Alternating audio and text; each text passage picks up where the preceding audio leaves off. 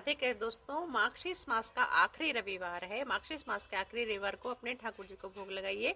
और सबसे बड़ी बात कि मार्गशीर्ष मास में अगर आपने पूरे महीने अपना कोई भी ना दान किया है, ना ही किसी दिन ठाकुर जी को भोग लगाया, तो इन थोड़े से दिनों में 4-5 दिनों में ठाकुर जी के भोग लगाइए तरह तरह का, और लाभ उठाइए मार्गशीर्ष मास। मार्गशीर्ष मास ठाकुर जी को बहुत पसंद है, श्री कृष्ण को बहुत पसंद है, बहुत प्रिय मास है उनके लिए। इसलिए मैं आपसे रिक्वेस्ट करती हूँ कि आप ठाकुर जी को भोग, अगर आपके पास विग्रह है तो बहुत अच्छी बात है, नहीं तो आप तस्वीर के भी भोग लगा सकते हैं तुलसी डाल के। रविवार है, रविवार को अगर आपने हलवे का भोग नहीं लगाया तो लगाइए, गुड़ के हलवे का भोग लगाइए, मीठे दलिए का भोग लगाइए, या फल का ही भोग लगा दीजिए, जैसे सेव फल है उसका भोग लगा दीजिए, तुलसी दाल डाल के काट के अच्छे से, जैसे हम बच्चे खिलाते हैं ऐसे ही ठाकुर जी के भोग लगाइए, और फिर वो प्रसाद के रूप में वितरण कीजिए अपने घर में परिवारजनों के साथ में।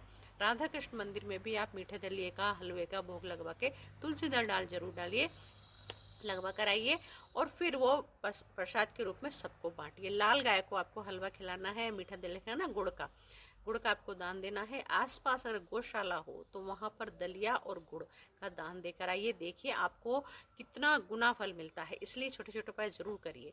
अगर मान लो आप कामकाजी हो और इतना समय नहीं है, तो जाते समय कोई भी गौशाला पड़े या कोई भी गाय हो, उसे आप गुड़ जरूर खिलाइए।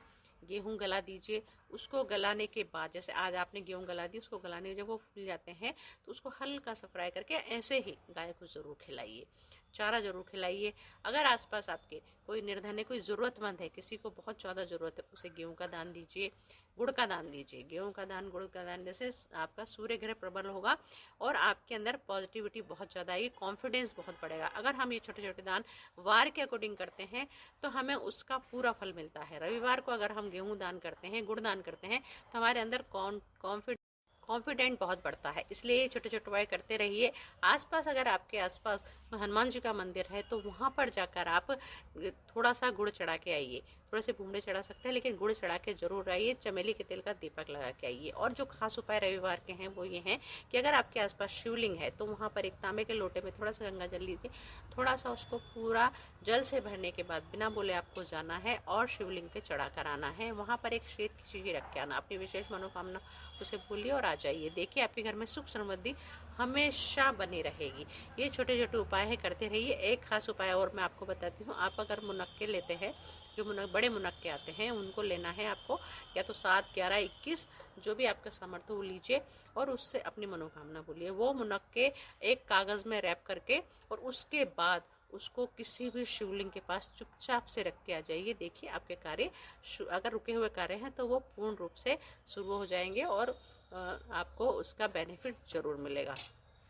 आपके आसपास अगर गुलाब है, गुलाब की माला है, तो गुलाब लीजिए। आप एक गुलाब लीजिए, उस पर थोड़ा सा इत्र डालिए। थोड़ा सा इत्र डालने के बाद उससे अपनी मनोकामना बोलिए, और फिर वो किसी भी हनुमान जी के मंदिर में चढ़ाकर आ जाइए। देखिए आपकी मनोकामना जरूर पूरी होगी।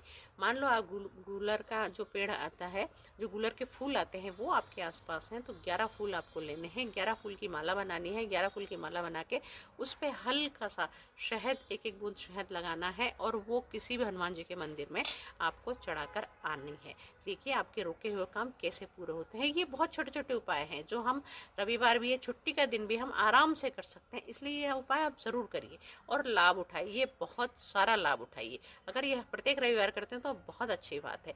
7, 11, 21 में ही आपकी कैसी भी बड़ी से बड़ी समस्या है उसका समाधान होगा। दोस्तों, ये बहुत छोटे छोटे उपाय हैं। ये उपाय आपको कोई नहीं बताएगा। ऐसे उपाय हैं कि आप, अगर मान लो आपके घर में कोई अस्वस्थ है, बहुत ज़्यादा डॉक्टर को दिखाने के बाद भी आराम नहीं मिल रहा है, उसकी बीमारी में कोई फायदा नहीं हो रहा है, कोई दवाई नहीं लग रही है, तो उसके पास तांबे का लोटा एक रखिए। तांबे का लोटा रखने के बाद आपको शनिवार की रात को तांबे का लोटा रखना है, उसमें जल भर के रखना है। सुबह उसको लेकर उसको किसी भी बबूल के पेड़ में डाल के आ जाना है। देखिए उसे बहुत जल्दी आराम मिलेगा। ये बहुत ही छोटे छोटे उपाय हैं, मैं आपको इसलिए बताती हूँ कि आप इनका फायदा उठाइए। पूरा वीडियो वॉच करिए। बाकी के उपाय डिस्क्रिप्शन में भी आप देखिए, आपको मिलेंगे। आप उन्हें पढ़िए और मेरे वीडियो को फॉलो करिए, लाइक कीजिए, शेयर कीजिए। नए नए हैं तो सब्सक्राइब भी कीजिए। शेयर करने के लिए इसलिए बोलती हूँ दोस्तों कि आप अगर फायदा उठाएंगे और आपके यार दोस्त भी फायदा उठाएंगे, रिश्तेदार फायदा उठाएंगे, तो उसका फल भी आपको मिलेगा। लाइक तो जरूर कीजिए, कमेंट बॉक्स में राधे राधे जरूर लिखिए। और अब कुछ ही मैं बता रही हूँ कि कुछ ही दिन बचे हैं मार्गशीर्ष मास के, लाभ उठा लीजिए दोस्तों। धन्यवाद दोस्तों।